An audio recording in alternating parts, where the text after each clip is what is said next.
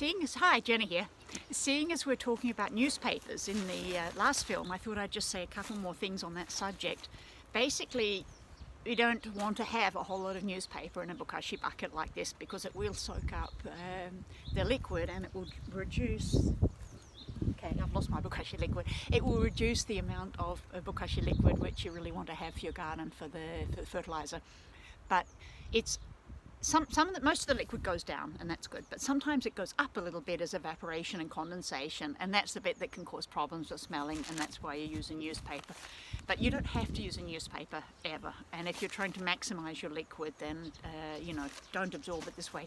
If you do get a newspaper that you've used like this, and you can see it gets a bit scungy, what you'll find is that this gets really soaked in nutrients and also the bokashi microbes. So it makes this newspaper quite valuable. Don't put it on the fire or toss it in the bin, like use it in the garden.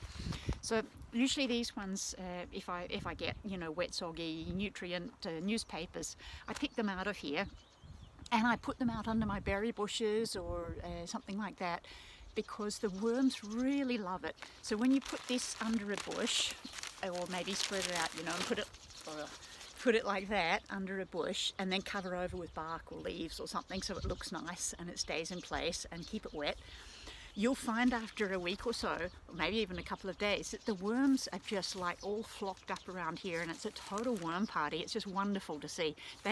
Worms really, really like bokashi newspaper, so go for it. A question then that people always ask is it actually safe with this printing ink that's used on newspapers? And I have to say that depends where you live. I know about Europe, and newspaper ink is really fine in Europe. You don't have to worry about that at all. I can't speak for other countries. You'd have to, work that out for yourself, double check. But it's not like it used to be. Newspaper inks are made from sort of, vegetable inks these days, so it's really fine. You don't have to worry about your worms getting poisoned.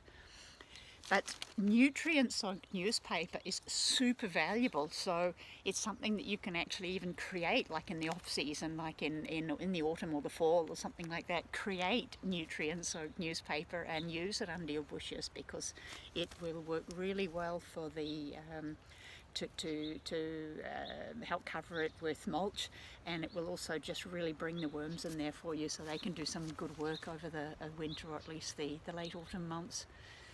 Newspaper tips?